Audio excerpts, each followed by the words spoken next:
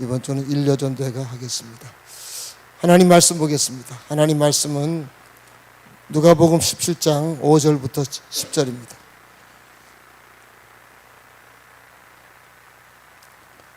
누가복음 17장 5절부터 10절.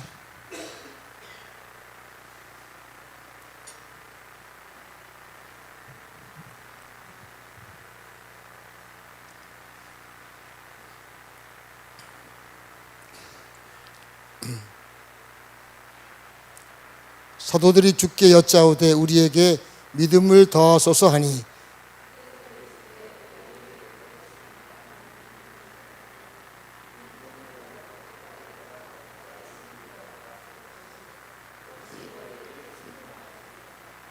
너희 중 누구에게 밭을 갈거나 양을 치거나 하는 종이 있어 밭에서 돌아오면 그더러 곧 와 앉아서 먹으라 말할 자가 있느냐?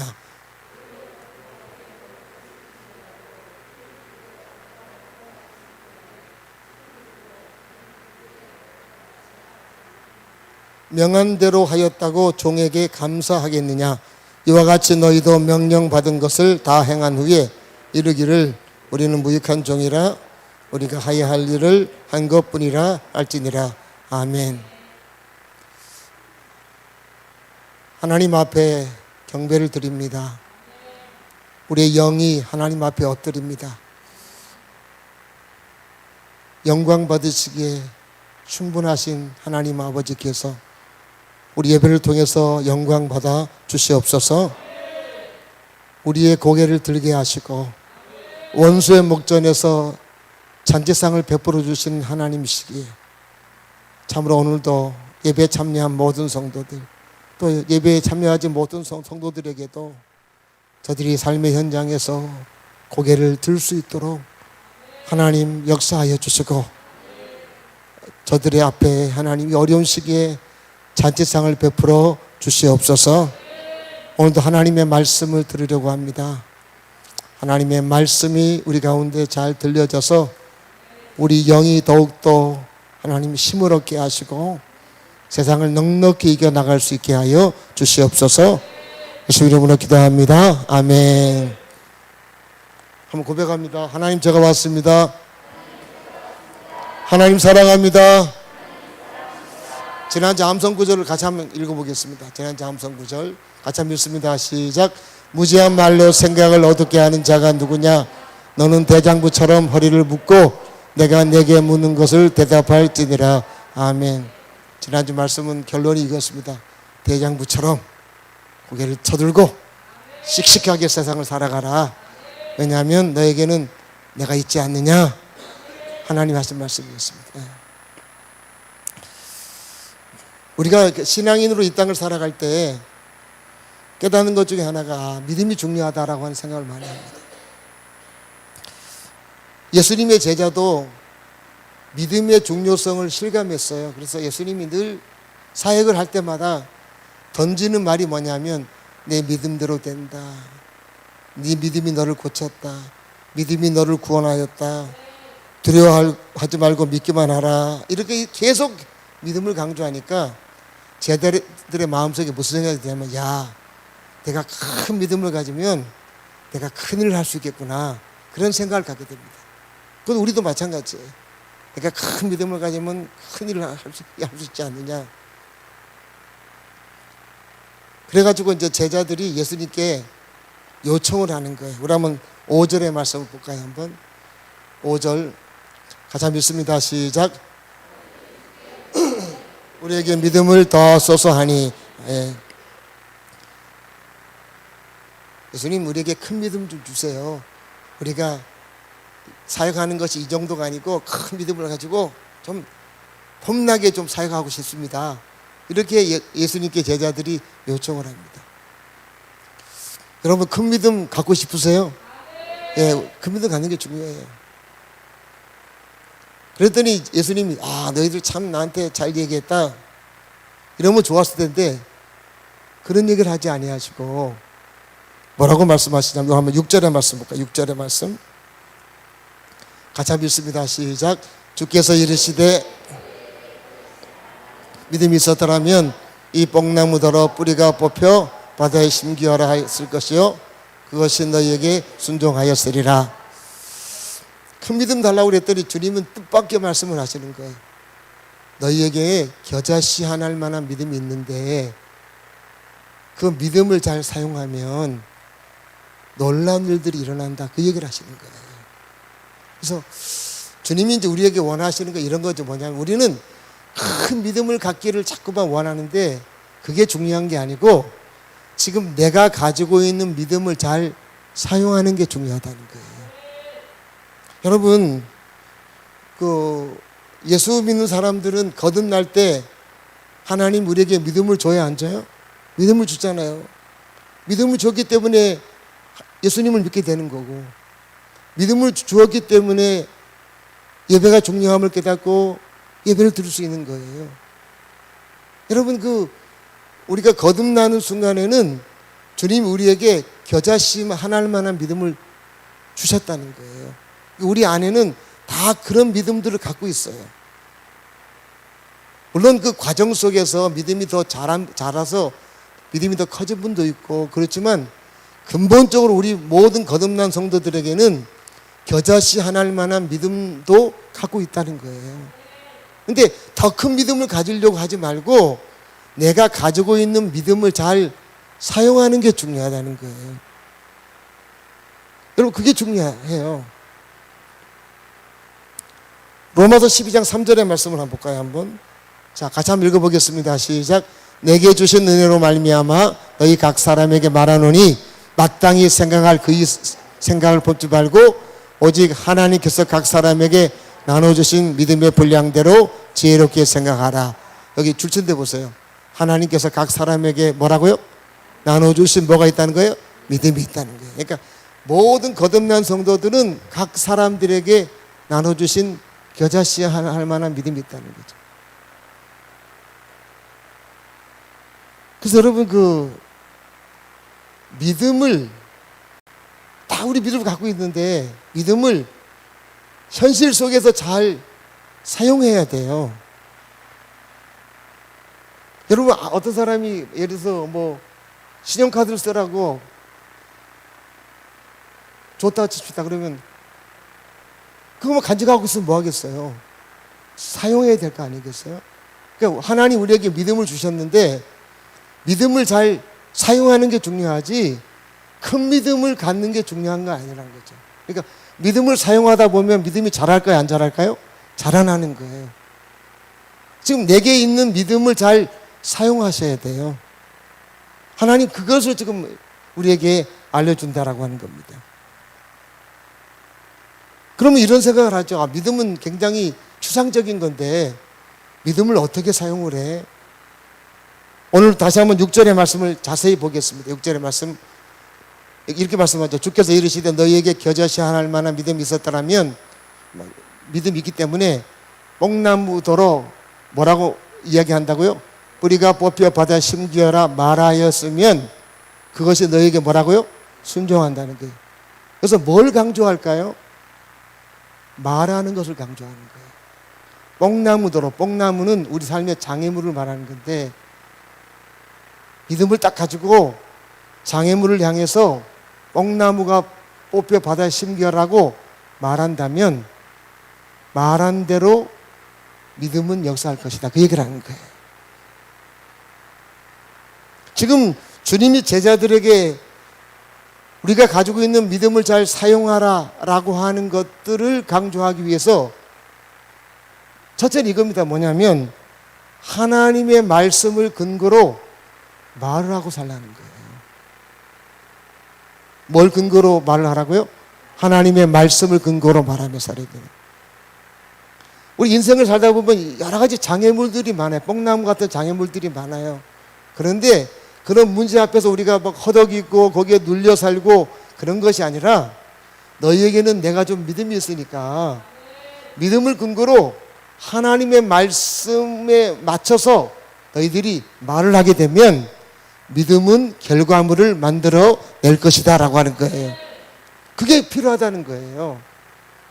큰 믿음을 갖는 게 중요한 게 아니고 여러분 하나님의 말씀을 근거로 말을 하고 살라는 거예요. 말을 하고 살아. 여러분, 사람과 대화해 보면 그 사람들이 말하는 모든 것들은요, 자기가 배운 지식을 근거로 얘기를 합니다. 딱 들어보면 알잖아요. 아, 이분은 이 분야에 대한 지식이 있구나. 저분은 이 분야의 지식이 있구나. 그러니까 자기가 배운 지식을 근거로 사람들은 말하게 돼 있어요. 근데 여러분, 세상의 지식은 절대적인 진리는 아니에요.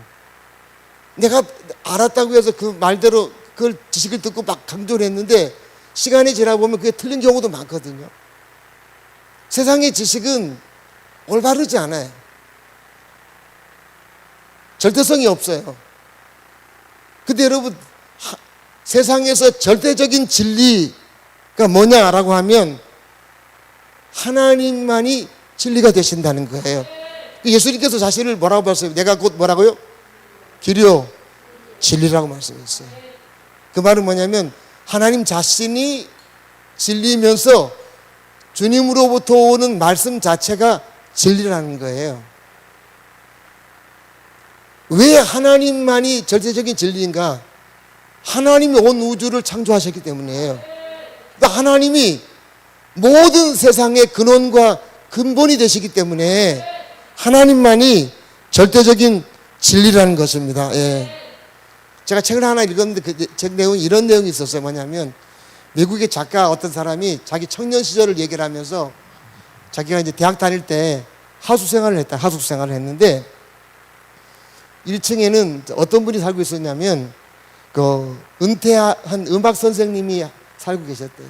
그분은 연세가 한 90이 넘어서 아주 고령이다 보니까 밖에 외출을 하지 못하고 맨날 집안에 있었기 때문에 이 청년이 늘 갈 때마다 인사를 하고 갔다는 거예요. 잘 지내시냐고 인사를 하고 갔는데 한 번은 이렇게 물어봤다는 거예요. 선생님, 뭐 좋은 소식이 있습니까? 이렇게 물어봤대요. 그랬더니 그분이 빙그레 웃으시면서, 음악 선생님이니까 웃으시면서 쇠붙이를 하나 들고서 이렇게 옆에 있는 쇠를 퉁 치더라는 거예요. 그러면서 이렇게 말하다는 거예요. 젊은이, 이게 음악에서 도야, 도. 도레미파 할 때 도, 이게 도라는 거예요. 이게 절대적인 도야 하면서 퉁 치더라는 거예요. 그래서 그 다음에 뭐라고 말하냐면 이 도음은 1000년 전에도 도였고 지금도 도고 1000년이 지나도 이 음은 절대적으로 도음이야 하는 거예요. 여러분, 피아노 조율을 하잖아요. 조율을 왜 해요? 도레미파 솔라시도라고 절대음이 있거든요. 도라고 하는 음은 1000년 전에도 도였고 지금도 도고 1000년 후도 도예요. 그래서 여러분 그 기준에 맞춰가지고 여러분 그 음을 조절을 하거든요. 근데 여러분 보세요. 도라고 하는 절대 음이 변하지 않지만 그보다 더 변하지 않는 절대적인 기준과 진리가 뭐냐면 하나님의 말씀이라는 거예요. 왜 그분은 1000년 전이 아니라 창조 전부터 계셨고 지금도 계시고 앞으로 영원토록 계시는 분이기 때문에 하나님 자체가 진리가 되시고 절대적인 기준이 되는 거예요. 우리 한번 시편 119편 89절 한번 읽어볼까요? 같이 한번 읽습니다. 시작. 여호와여, 주의 말씀은 영원히 하늘에 굳게 섰사오며 주의 성실하심은 대대 이르나이다. 주께서 땅을 세우셨으므로 땅이 항상 있사오니. 아멘. 주의 말씀은 하늘에 서 있는데 언제까지 서 있다는 거예요? 영원토록. 이 말은 영원토록 하나님의 말씀은 절대적인 진리라는 거예요. 그래서 90절에 보세요. 하나님은 절대적인 진리인 하나님의 말씀을 근거로 이 땅을 어떻게 통치하신다고요? 성실하게 통치하신다는 거예요. 변함없이 그렇게 하신다는 거예요. 여러분, 그래서 우리가 그 하나님의 말씀을 듣는다라고 할 때, 야, 저 말씀이 진짜 사실일까? 그건 절대적인 진리예요. 삶의 절대적인 기준이 돼야 된다는 거예요. 하나님이 그렇다면 그게 옳은 그런 거예요. 그게 여러 절대적인 진리예요. 여러분, 그래서 오늘도 이제 믿음을 잘 사용해야 되는데, 믿음은 뭐냐? 절대적인 기준이 되고 진리가 되신 하나님 말씀을 근거로 그걸 믿고, 그렇게 될 걸로 믿고 말하며 살라는 거예요. 그렇게 되면 하나님이 성실하게 그 결과물을 우리에게 주시겠다라고 하는 것입니다. 그 말씀을 하고 있는 거예요.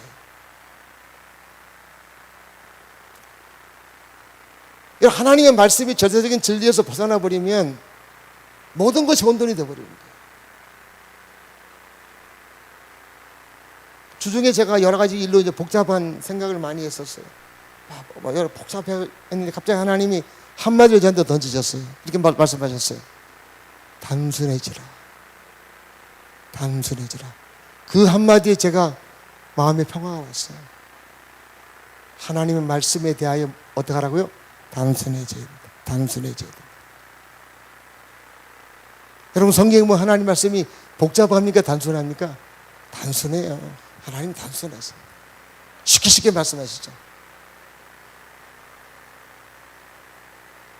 하나님이 그렇다면 단순하게 그렇다고 여러분들이 믿으셔야 된다는 거예요. 왜? 진리니까. 진리니까. 어떤 청년이 아주 어려운 가정 환경에서 살다가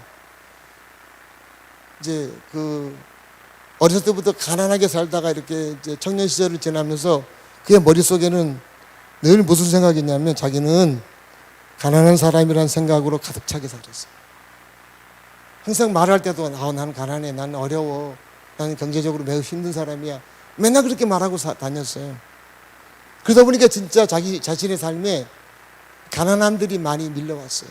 직장도 못 구하고 뭐 여러 가지 경제적인 어려움이 많이 왔어요. 그래서 그 전도를 받아서 이제 교회를 나갔는데, 교회 나가지고 하나님 말씀을 듣기 시작했어요. 하나님의 말씀에 뭐라 말하냐면 주님이 우리의 가난을 가져가시고 우리에게 뭘 주셨다는 거예요? 부유함을 주셨다. 그 진리의 말씀을 그가 듣게 됐다는 거예요. 거기에 그 자신의 생각이 바뀌기 시작했어요. 나는 지금까지 가난하게 살았지만 내가 예수님을 믿음으로 말리면 나는 이제 부유한 사람이구나 라고 하는 생각을 갖기 시작하고, 그때부터 그가 뭐라고 말하고 다니냐면 가난한 상황 속에서도 나는 부유한 사람이라고 말하며 살기 시작했어요. 부유하다고 말하니까 여러분, 처음에는 아무런 변화가 일어나지 않았어요. 변화가 일어나지 않아도 계속해서 자기는 부유한 사람이라고 말하고 다녔어요. 그러자 세월이 흐르면서 점점 자기가 말했던 것에 대한 열매들이 자신에게 오기 시작했다는 거예요. 그 중년의 나이에는 지금은 큰 사업체를 건설해서 많은 사람들에게 나누어주는 그런 사업을 하고 있습니다. 여러분, 그래서 우리가 이 땅을 살아갈 때 우리에게 주신 믿음을 잘 사용해야 되는데, 믿음은 하나님의 말씀을 근거로 말하고 사셔야 돼요. 이게 매우 중요해요. 주님이 그걸 가르치고 있는 거죠. 근데 많은 사람들 그런 얘기 합니다. 목사님, 내가 말을 막 믿고 말하는데도 아무런 변화가 일어나지 않는데 이게 뭐가 문제입니까? 이렇게 말하는 사람들이 있어요. 여러분, 그 이유가 있어요. 우리가 마가복음 4장의 말씀 볼까요? 자, 같이 한번 읽습니다. 시작. 또 이르시되 하나님의 나라는 사람이 씨를 땅에 뿌린 것 같으니 그가 밤낮 자고 깨고 하는 중에 씨가 나서 자라되 어떻게 그리 되는지를 알지 못하느니라. 땅이 스스로 열매를 맺되 처음에는 싹이요 다음에는 이삭이요 그 다음에는 이삭에 충실한 곡식이라. 열매가 익으면 곧 낫을 대나니 이는 추수 때가 이르렀음이라. 아멘. 28절에 보세요. 여러분, 우리가 씨앗을 뿌리면 씨앗이 당장 열매를 거두진 않아요. 거기서 여러분 순이 올라오고 자라고 그러면서 시간이 필요해서 결국은 시간이 지나면 열매를 거둔다. 그 얘기를 하시는 거예요. 하나님의 말씀은요, 씨앗이에요, 씨앗. 내가 지금 말씀을 근거로 말하는 것은요, 내가 지금 씨앗을 가지고 말을 하는 거예요. 그러면 그 씨앗이 당장 내일 무슨 어떤 열매를 거두어지는가 그런 게 아니라 씨앗이 자라고 자라는 과정과 열매 맺는 그런 시간이 필요하다는 거예요. 근데 많은 사람들이 하나님의 씨앗을 가지고 말을 하면서 안 되니까 이건 안 되는 거 아니냐 라고 생각을 한다. 그것은 하나님을 허풍쟁이로 만드는 거예요. 그렇지 않습니다, 여러분. 씨앗이 자라는데 시간이 필요하듯이 내가 말을 하나님 말씀으로 말하는 것은 씨앗을 내가 던지기 때문에 그 씨앗이 열매를 맺는 시간이 우리 가운데 요구된다는 거예요.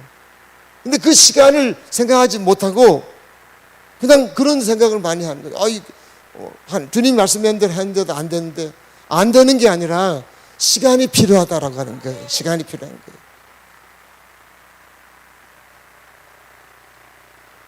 여러분 한번 고백해 볼까요? 나는 열매를 맺습니다. 나는 열매를 맺습니다. 여러분, 우리는 절대적인 진리인 하나님의 말씀을 믿고 사는 거예요. 그러면서 말씀을 근거로 잡고 이러고 말하고 사셔야 돼요. 주님 그런 식으로 우리에게 가르치는 거예요. 연세가 들면 많은 분들이 치매 걸려 요양원에 들어갈 것을 생각하면서 막 불안해합니다. 여러분, 그때는 하나님 말씀을 믿고 그럼 말을 바꾸셔야 돼요. 우리 한번 성경 말씀 볼까요? 요한 3서 1장 2절 같이 한번 읽습니다. 시작. 사랑하는 자여 내 영혼이 잘된 같이 내가 범사에 잘되고 강건하기를 내가 간구하노라. 하나님은 우리가 어떻게 되기를 원하세요? 영혼이 잘되고 범사가 잘되고 그 다음에 뭐라고요? 우리가 강건하기를 원하세요. 여러분, 그래서 뭐라고 말합니까? 나는 강건하게 살다가 하나님이 부르시면 하나님이 계신 본향으로 즐겁게 갈 것이다. 이렇게 말하고 사셔야 돼요. 반대로 내가 치매 걸려 요양원에 갈 것 같아. 그러면 진짜 그렇게 되어주는 거예요. 여러분, 우리는 뭐냐? 주님이 하신 말씀이에요. 하나님 말씀을 근거로 말하라는 거예요. 나는 강건하게 살다가 하나님의 연수까지 살다가 하나님이 부르시는 순간 난 하나님 계신 영원한 안식처로 이사를 할 것이다. 그렇게 여러분 연세가 드시면 늘 말씀하고 사셔야 돼요. 그럴 수 있기 바랍니다. 예. 연세가 70이 넘으신 분들은 꼭 이거 하셔야 돼요. 70이. 60대 후반도 괜찮습니다. 예. 꼭 그렇게 하고 사셔야 돼요. 저는 맨날 기도가 먼저 와서 우리 교회 성도 중에 요양원에 가는 분 한 분이 없게 해달라 늘 기도하고 있어요.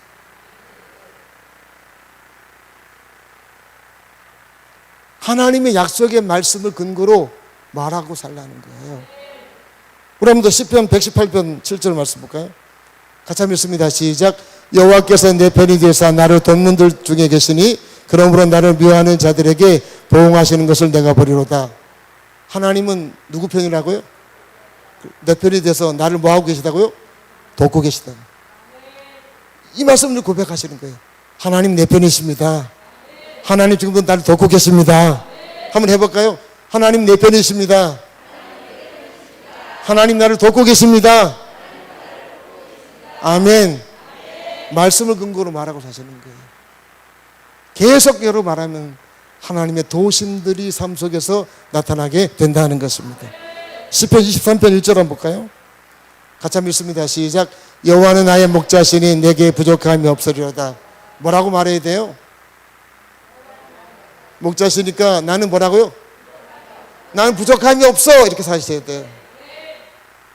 나는 맨날 힘들어. 이렇게 사시면 안 되고, 여러분 하나님의 말씀을 근거로 말하고 사셔야 돼요. 하나님 나의 목자가 되시니 나는 부족함이 없이 살아. 부족한 상태에서 이렇게 말씀하셔야 돼요. 그래야지만 말씀의 열매들을 우리가 거두게 된다 하는 거예요. 그렇게 믿음을 사용하라는 거예요, 주님은. 네. 또 시편 91편 3절 볼까요? 시편 91편 3절. 같이 한번 읽습니다. 시작. 이는 그가 너를 새 사냥꾼의 올무에서와 심한 전염병에서 건지실 것이미로다. 하나님이 우리를 어디에서 건지세요? 심한 전염병. 지금 어떤 전염병이 있어요? 코로나. 나는 코로나에 걸리지 않아. 이렇게 고백하고 사셔야 돼요. 나는 절대로 코로나에 걸릴 수 없어. 왜냐하면 하나님이 나를 보호하시기 때문이야. 이렇게 사셔야지만 코로나에 대한 두려움이 없어요.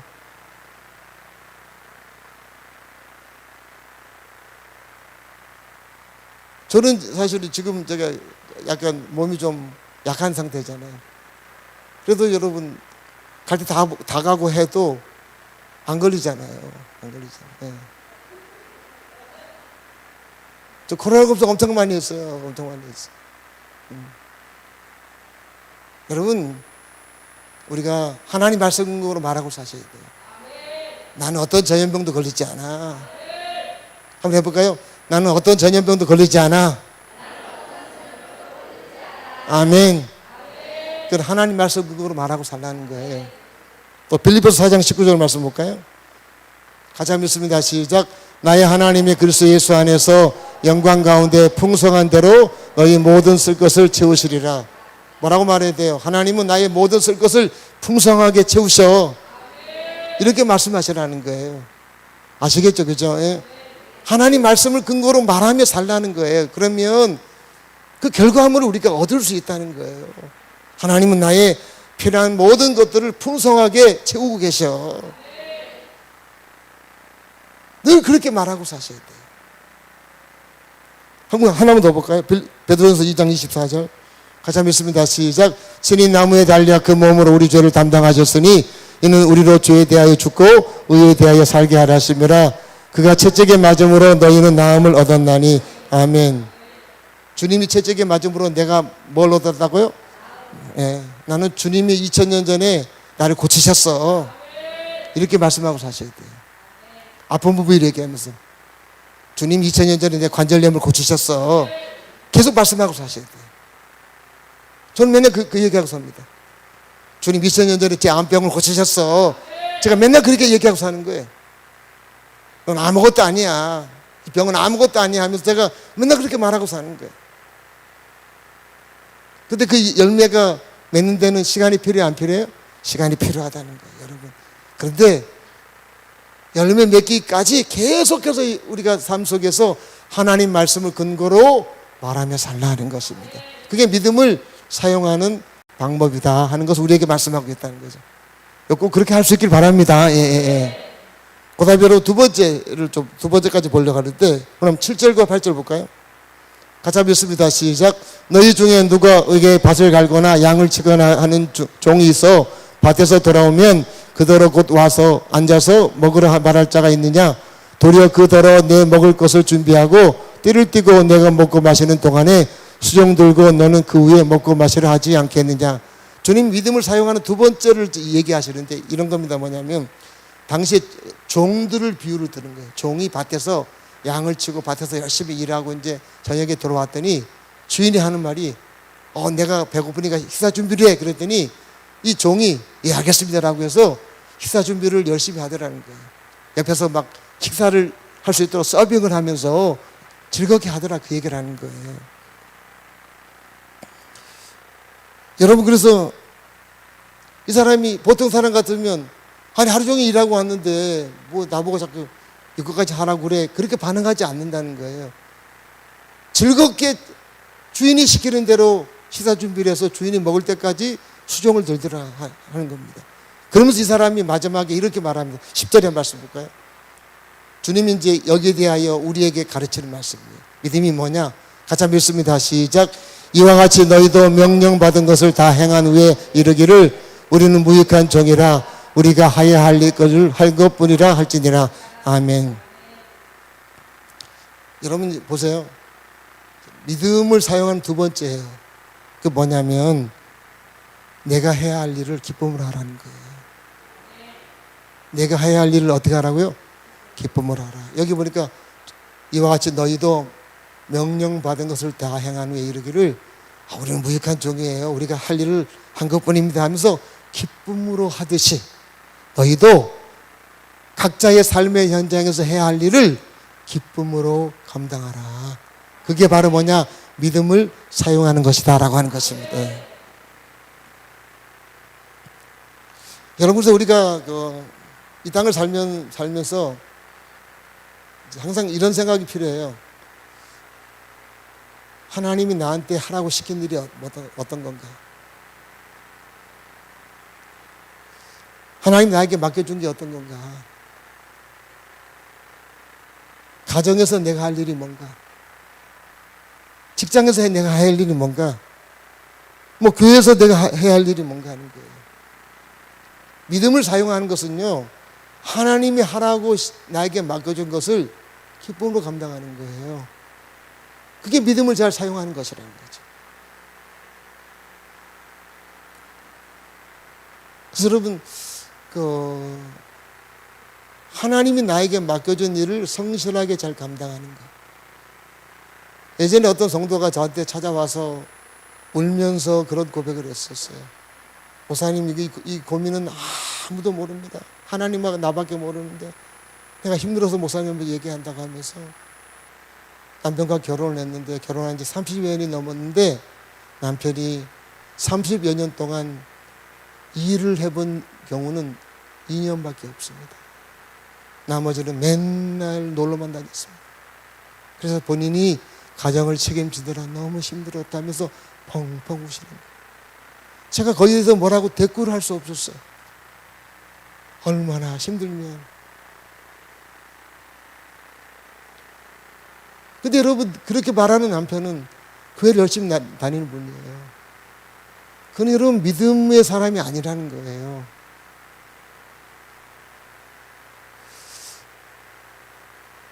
여러분, 믿음은 내가 할 일을 하는 게 믿음이에요. 부모 역할 잘 하셔야 되고 남편 역할, 아내 역할, 자식 역할 성실하게 감당하는 게 뭐냐? 그게 믿음을 잘 사용하는 것이에요. 아내들이 뭐 내가 밥만 하는 사람이야? 이렇게 물어보면 남편들이 이렇게 말해야 돼요. 밥하는 사람이야. 왜? 하나님이 맡기셨으니까.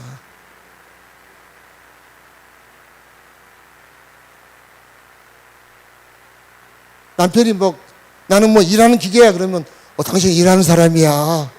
왜? 하나님이 그 일을 맡기셨으니까. 이렇게 하셔야 돼요. 왜? 하나님이 맡긴 거잖아요. 밥을 할 때도 여러분, 지kin다고 밥에 침 뱉고 막 그렇게 해서 밥을 하지 마시고, 밥을 할 때 누구에게 밥을 차리듯이 하면 될까요? 하나님, 예수님께 밥상을 차리듯이 하시면 돼요. 예전에 제가 아는 친구 목사님이, 목사님이 하도, 사모님이 아픈데 독감 걸렸는데도 목사님이 밥하라 그러다고 승질 난다고 해서 목사님 숟갈을 독감 걸린 입으로 쭉 빨아가지고 갖다 놨다는 거예요.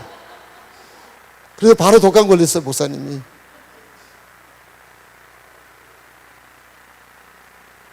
그러면 안 돼요, 여러분. 그 마음은 이해가 되지만, 내가 밥하는 사람이야. 하나님이 밥을 하도록 나한테 그 일을 맡긴 거예요. 하나님 앞에 밥을 지어 드리듯이 밥상을 차리는 거예요. 여러분, 직장도 마찬가지예요. 내가 일하는 기계, 일하도록 하나님이 그 일을 맡기셨으니까 하나님의 일을 하듯이 그 일을 하는 거예요. 그게 믿음의 사람이라는 겁니다. 시편 16편 6절 한번 볼까요? 시편 16편 6절 같이 한번 읽습니다. 시작. 내가 들로 재어진 구역은 아름다운 곳에 있으며 나의 기업의 실로 아름답도다. 하나님 나에게 주어진 구역을 어떻게 보라는 거예요? 아름답구나, 이렇게 보시라는 거예요. 하나님 내게 맡겨진 삶의 현장을 무슨 눈으로 보라는 거예요? 아름답게 보라는 거예요. 아름답게. 이게 믿음을 잘 사용하는 거예요. 지긋지긋하다 그러지 말라는 거예요. 난 평생 빨래만 하면서 하냐? 빨래하도록 하나님 맡기신 거예요. 하셔야 돼요. 기쁘게. 그게 믿음을 사용하는 거라 지금 말씀하시는 거죠. 우리 막 아주 고급스럽고 우아한 것만 하고 싶어 하잖아요. 주님 그렇지 않아요. 여러분, 내가 하나님 내게 맡겨진 삶의 현장을 아름답게 보셔야 돼요. 야, 참 좋구나. 시편 84편 1절 한번 볼까요? 같이 한번 읽습니다. 시작. 만군의 여호와여, 주의 장막이 어찌 그리 사랑스러운지요. 이걸 고백한 사람은 뭐냐면 레위인인데 성전 문지기로 있는 사람이에요. 문지기로 하루 종일 딱 서 있어요. 여러분 그 문지기에 폼 나요? 폼 안 나요? 예? 여러분 폼 안 나죠? 여러분 그 중동적이 얼마나 뜨거워요. 하루 종일 땀을 흘려. 비가 오면 비를 다 맞고. 근데 여러분 그 사람은 자기가 하는 일을 어떻게 생각해요? 사랑스럽게 생각해요. 사랑스럽게.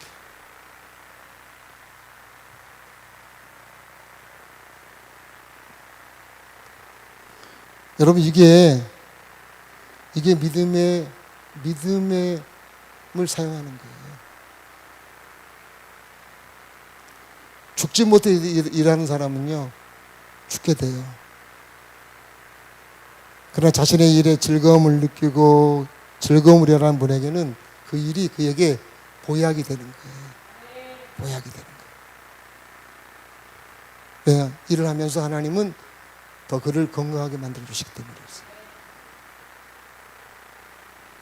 내 마음에 들지 않는 일을 하는 경우도 있어요, 여러분. 그러나 그래도 하나님이 나한테 일을 맡겼구나라고 생각해서 자, 그 일을 사랑하고 그 일을 아름다운 눈으로 보려고 노력을 해야 돼요.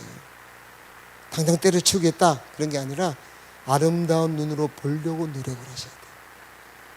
그게 믿음을 잘 사용하는 방법이라 하는 것입니다.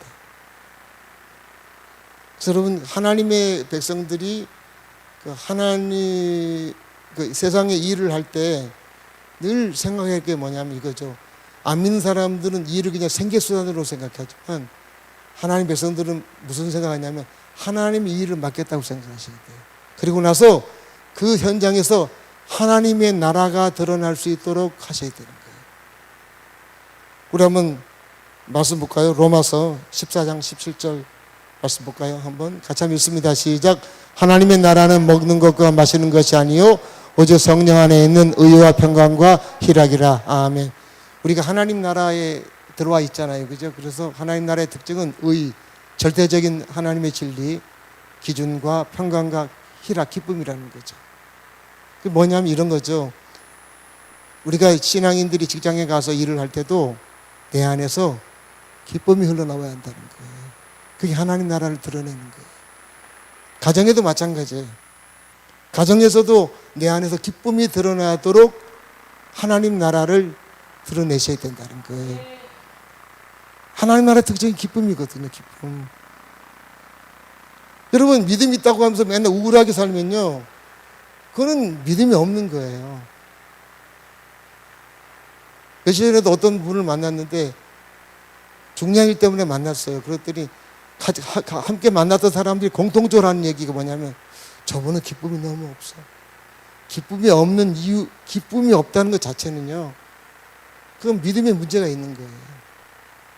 하나님 나라는 기쁨의 나라이기 때문에 나를 통해서 내가 가는 곳마다 기쁨이 드러나야 할 줄 믿습니다. 예. 바울 사도는 믿음의 선한 싸움을 싸운다고 했는데 그 믿음의 선한 싸움 중에 하나가 뭐냐? 기쁨에 대한 싸움이에요. 마귀는 끊임없이 기쁨을 빼앗아가려고 하고 하나님 우리에게 기쁨을 자꾸 드러내라고 우리에게 말씀하신다는 거죠. 그래서 여러분 일할 때도 기쁘게 하셔야 되고 가정생활도 기쁘게 하셔야 돼요. 집안이 기쁨이 가득 차도록 만드셔야 돼요. 그게 믿음을 사용하는 방법이라는 것입니다. 기쁨을 잃어버리면 위기가 찾아오는데 우리 한번 신명기 28장의 말씀 보겠습니다.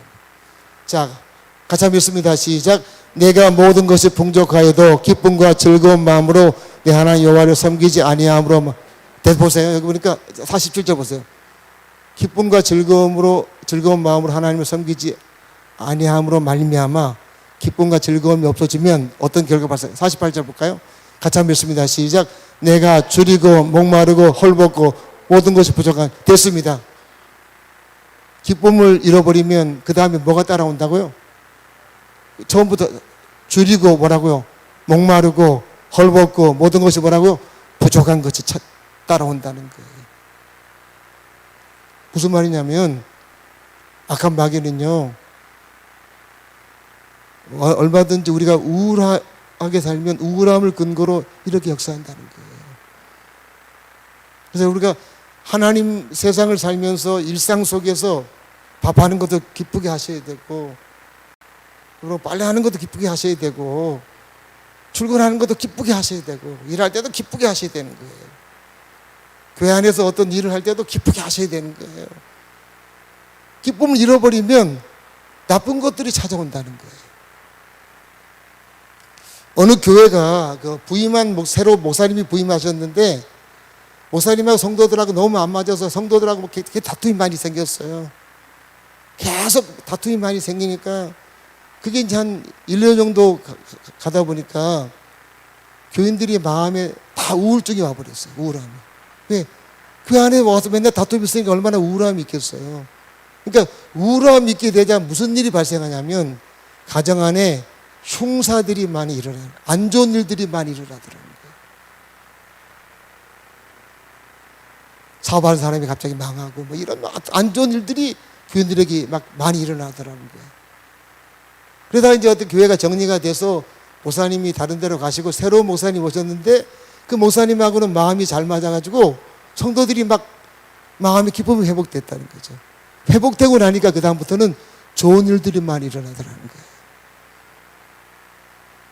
여러분, 마귀는 우리 안에 우울함을 가지고 우리의 것들을 빼앗으려고 하는 거예요. 그러나 우리가 기쁨으로 살면 마귀는 우리를 건드리지 못하고 하나님의 성령께서는 기쁨을 근거로 우리 가운데 일하시게 된다는 것입니다. 그래서 여러분 가정생활이나 직장생활을 기쁘게 하셔야 돼요. 그게 하나님 우리에게 믿음을 사용하는 방법이에요. 어떤 분은 그런 얘기를 해요. 내가 지금보다 더 좋은 환경에 더 좋은 위치에 있으면 훨씬 더 잘할 텐데. 그건 여러분 착각이에요. 우리 한번 고린도전서 7장 20절의 말씀 볼까요? 같이 한번 읽습니다. 시작. 각 사람은 부르심을 받은 그 부르심 그대로 지내라. 아멘. 당시 고린도 교회 성도들의 그 신분이 대부분 노예이다 보니까 내가 노예에서 벗어나면 내가 훨씬 더 잘 하나님 할 텐데 이런 생각하고 있었는데 하나님 뭐라고 말씀하냐면 네가 부르심 현장 지금 있는 그대로를 잘하는 게 중요하다는 거예요. 지금 잘하는 게 중요하지. 여러분, 내가 더 많이 배우고 더 많이 가지고 더 나은 조건에 처하면 잘할 것이라는 것을 착각이라는 거예요. 그런 게 아니에요. 그냥 지금 삶의 현장에서 부르신 현장에서 잘하시는 거예요. 예. 가정생활도 잘하시고 직장생활도 잘하시고 교회생활도 잘하시는 거예요. 예. 그게 중요해요. 그게 믿음을 사용하는 방법이라는 겁니다. 다음에 내가 하면 돈 많이 주면 잘하겠어. 돈 많이 안 생겨요. 그러면 하나님 그런 거 아니에요. 지금 부름의 현장에서 잘하라는 거죠. 지금이 중요하다.